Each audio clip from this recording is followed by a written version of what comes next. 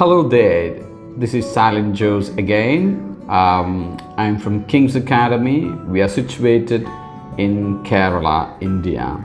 So this is our brand new series of common conversative idioms. This is series 3. In this session, I'm going to teach you very popular 10 idioms in English. So I hope you have enjoyed other 2 series of idioms, phrases, and for more videos you can download our app from Play Store from King's Academy. You can also reach me in my YouTube. We teach IELTS, OET and spoken English in Kerala, in Kannur. Right. So without wasting time, let's move on to today's lesson.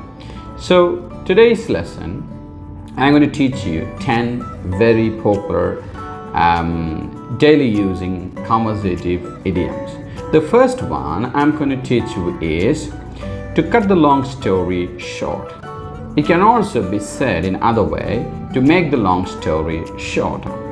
This is what actually when you want to say something very briefly, to summarize something which is pretty elaborate, pretty big.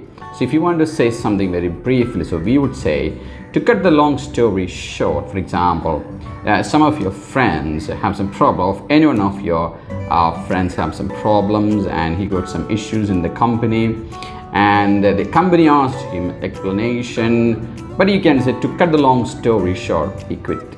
So avoiding explanation and cut it short. So that's what we would say, to make the long story short.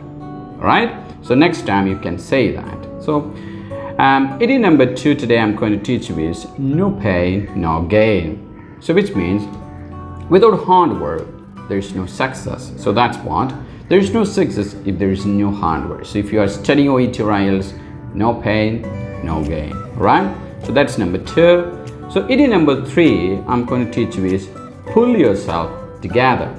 So this is a very popular, we use it quite often in our daily conversation, which means calm yourself. So if any one of your friend is about to shout at someone, or he is about to burst into tears, or something completely agitated, so you would say what? Come on buddy, pull yourself together, which means calm down, right? So pull yourself together is idiom number 3. Now the next one I'm going to teach you is so far so good. So which means if everything goes well, so far nothing is wrong, everything goes well, pretty well, and nothing has been wrong, and there's nothing wrong as of now, so then you can say what? So far so good. So far so good. So that's number 4. Idiom number 5 is the best of both worlds. This is a very interesting one. Sometimes you may have to use it. The situation is actually when it is an ideal situation where an ideal situation when you manage 2 situations or 2 problems. So for example, you can say Mary has started a business.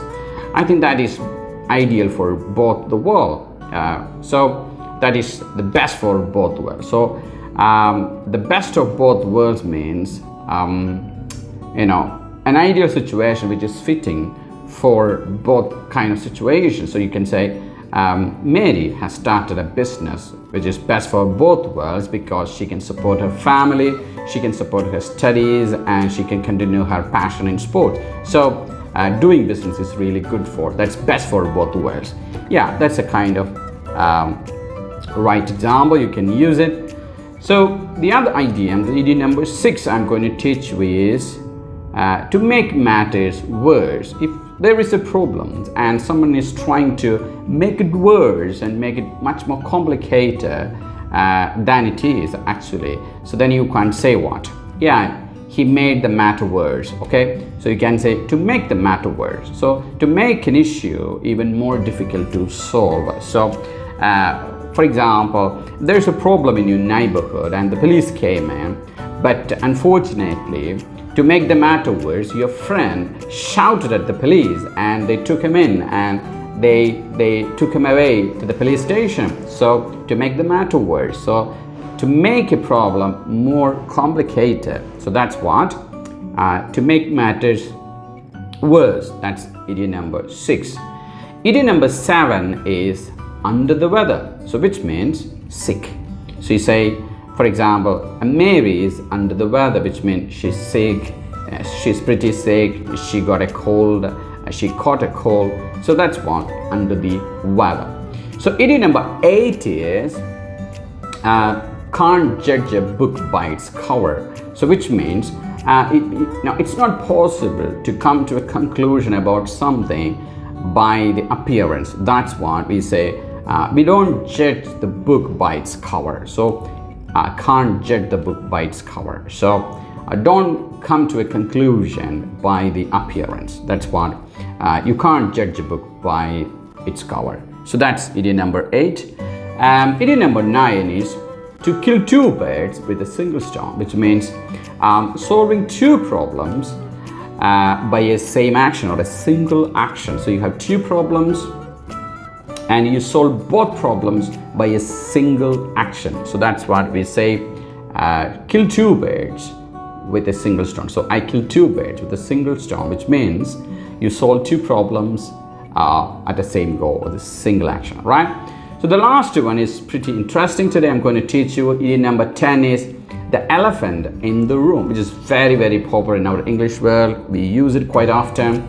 It is used in a situation, for example, like there is a huge problem and everyone talks about it over and again, but they don't touch the real issue of the problem. So people talk about it, but no one wants to talk about the real core issue, the real factor or the real reason in the issue. So that's what, the elephant in the room.